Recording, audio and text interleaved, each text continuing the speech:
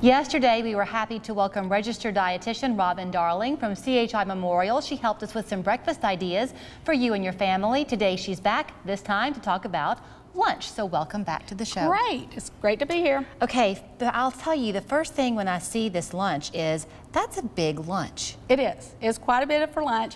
And if you were to eat it, what you would find is you would feel very full because it's full of fiber and a lot of nutrients. And it's actually got a lot of protein, but there's no meat involved. Okay, what have you made, a meatless chili? It's a meatless chili, and the recipe is on the American Institute of Cancer Research under meatless chili. And instead of using a lot of the processed chilies where you open up and you have that great big orange blob of fat on top and all this fat and the salt in it, this is actually made with black beans. We also added pintos in ours, and tomatoes, and like a little bit of peppers, onions, and garlic. So again, we've got lots of color. Right. And we added cumin and like a chili powder just to make up the difference, so we're not using the chili packet with so much salt. So what is the sauce? Is it just the juices from the beans? It's just the juices from the beans. Excellent. Now, if you wanted to, and they said drain yours, and I don't always drain mine. I like mine a little bit juicier. But some people don't like the texture of the tomatoes. Right. So actually, you can put your tomatoes in the blender, food processor, blend them up, or use the crushed tomatoes or pureed tomatoes. So you still have all the flavor, you have all the fiber, but you don't have the chunks of tomato. You know, what you find as you begin to eat in a healthy way is that you really have to think before you eat. It requires some planning in the beginning, but with time, I guess, it just becomes sort of second nature. It does. It becomes second nature. To me, if someone's sick, it's easy to offer to volunteer food because that's just where my mind usually goes, is easy meals. The thing to think about is if you never bring it home, you can never put it on the table. A chef once said that. So if you have a fruit or vegetable that you're not kind of familiar with, still bring it home, try to learn how to use it. Right. Another good website is More Matters. It's Fruits and Veggies Matter More. You can look on that website and they'll give you all different ideas on how to tell when it's ripe, how to store it, when it's fresh, when it's in season, and how to use it. That's good, because if you're buying a lot of produce and then not using it quickly, it could go bad. It can go bad.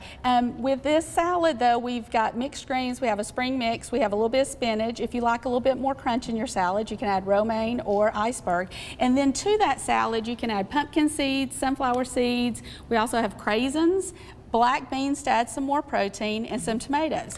So although this is a vegetarian meal, this is actually a vegan meal. It would be so good, though, on a spring afternoon. Right. But now, the catch is you've done all this healthy, and then you put on your salad dressing, and if you do the wrong choice, you could negate all the good. Right. And we tell people go with the regular salad dressings, because if you go low fat or low calorie or light, you're usually going to end up with more sugar and salt. When they take the fat out, they add more sugar and salt to add more flavor. So usually use the regular ones and just be careful with the amount you're using. How about oil and vinegar? Do you like that? Oil and vinegar is a good option. You can mix your own. Do oil, vinegar, and just Italian seasoning to your specifications. And you can actually chop a little garlic, and you can buy the little carafes that you can do salad dressing in and use your own, and that's actually a healthier way. Okay, suppose you are doing this, whether it's just for you individually or for your family. It's hard to go cold turkey from having been eating one way to taking on a totally healthy lifestyle. It is, but the thing about the chili is sometimes they don't realize there's no meat in there. Right, so, and if you're getting them to eat the salad or yourself to eat the salad,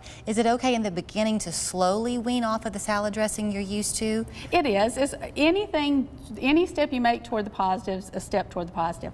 And the reason why I put these items on the side is you'll have one family member that won't eat tomatoes, or somebody that doesn't like cranberries. So if you offer them on the side, you always have the option to add it in. Another good spring meal is a pasta salad.